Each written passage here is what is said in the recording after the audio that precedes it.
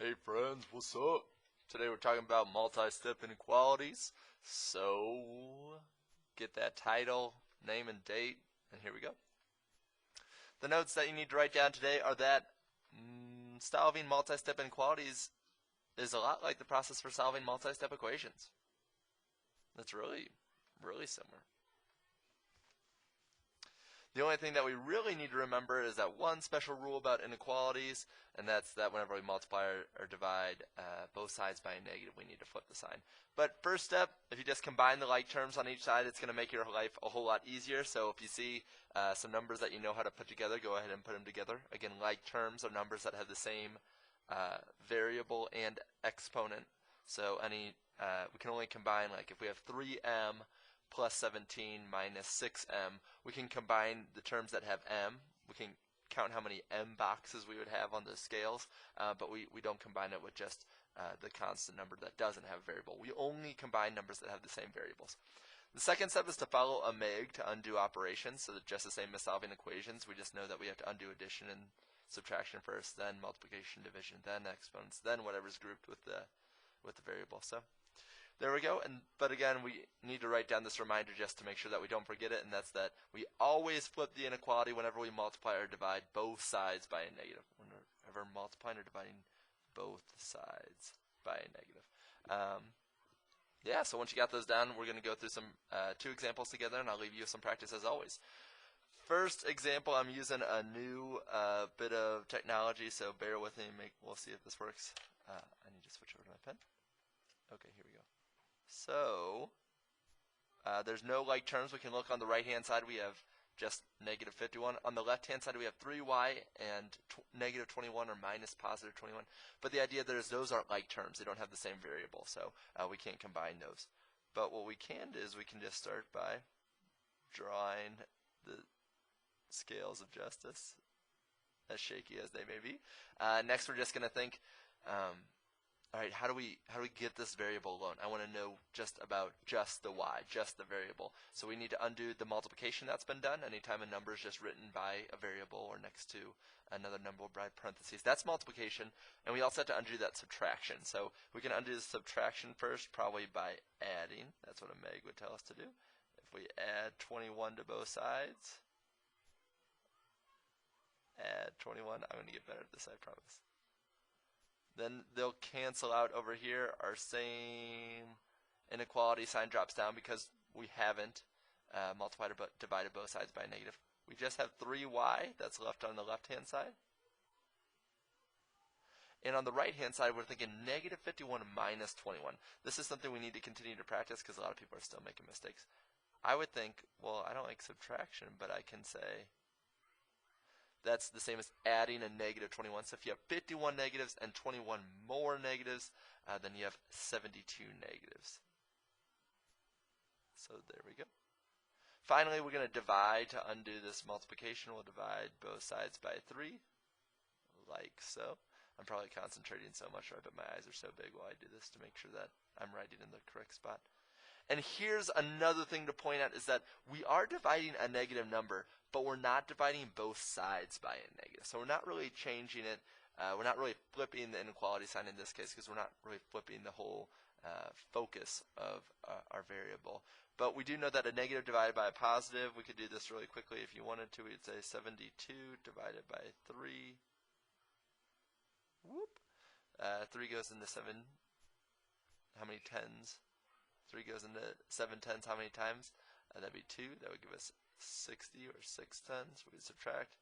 We get 12. How many times does 3 go into 12? 4. So we know that we're going to get negative number because we divide it. It's different signs. We're going to get a negative 24. Now what we need to do now is we need to make sure that we're going to graph this. That's what the directions say at the top. So we're going to graph. And the focus point is negative 24. Now we know that we're thinking about the negative side of the number line, so things that are a little funkier than we first learned in elementary. We know that negative 23 is to the right. It's closer to 0. Negative 25 is to the left. Think about whether we're going to fill in the circle or not. Make sure you think about it. The answer is no. And y is greater than negative 24. Greater than is always to the right-hand side. So we got to shade this right-hand side. any shaded value, including the ones that are off the charts way to the right. That's why we should shade the arrow. Any could be equal to y, and this would be true. So there we go. That's what we got so far. We're going to move on to the second example. Hopefully you had all that down. If not, you might have to rewind a little bit. Second example, this one is looking a little bit more confusing, but we can still tackle it. Remember in the notes section we said that the first step is to combine any numbers that we can, any like terms. So I look at this and I see 15 minus 2, and that's multiplication, 2 times 3, is less than or equal to negative 5c plus 12 minus 2c. Whoa, good thing this is an example, and I'm not giving it to you on your own. We're going to show how to do it together. So on the left-hand side, I'm saying 15 minus 2 times 3. Well, I know how to combine some of those. Gemma tells me how to put numbers together. She's so good. 15 minus, we do the multiplication before the addition and subtraction. 15 minus 6 is less than or equal to. And on the right-hand side, we have to think, what can we combine over here? We can combine the c terms. So I have 5 negative c's, and over here I would play add-ops. And I would say I also have 2 more negative c's. That's a total of 7 negative c's. Negative 7c plus 12. We can simplify even more by saying 15 minus 6. That's easy enough. That's 9 is less than or equal to negative 7c plus 12. Now we just have a two-step equation. So we know that c is being, oh man, these are slanted. On this really funky scale, c is being multiplied by negative 7 and added with 12. We're going to follow a Meg's example and undo addition and subtraction first. So we'll subtract 12 from both sides.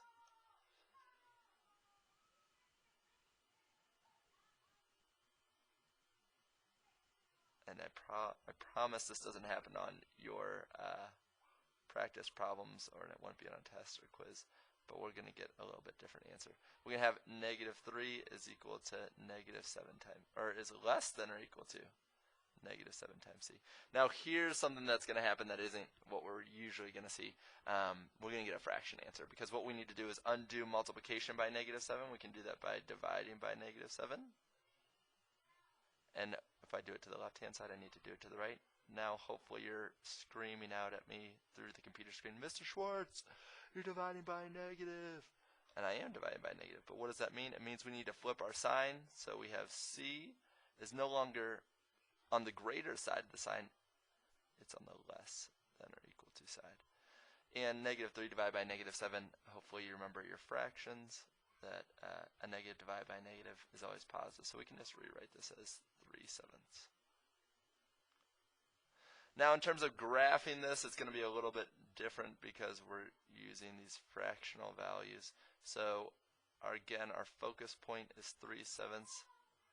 It's positive. It's not too hard to think of what would be on the right and the left-hand side of that. But if we have 3/7 over here, then one bigger than 3/7 would be, you guessed it, 4/7. And one smaller would be 2/7. So there we go.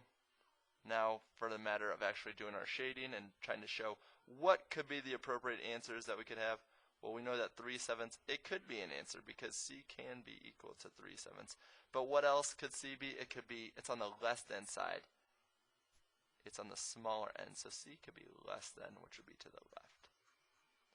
So we'll shade this and let you know that these are all the values that c could be. Make sure you have these notes. I'm going to leave you, after I erase these, with some easier practice problems to do, but you still got to follow the same method.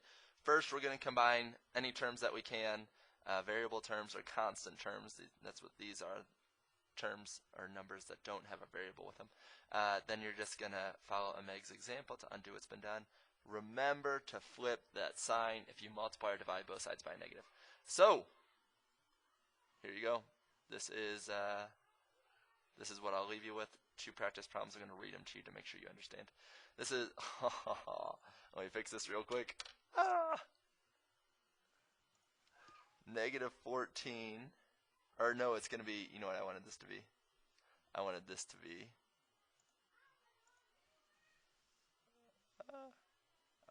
be, m divided by negative 5. M over negative 5 minus 14 is greater than 13. What are the values that m could be? You need to solve and graph to get full credit. The second one says 5g plus 5 is less than or equal to 123 minus 4 times 7. So I just wanted to point out that this means multiplication by 7. Sorry it took me a second to fill in the rest of that answer, but off you go. Best of luck. See you later.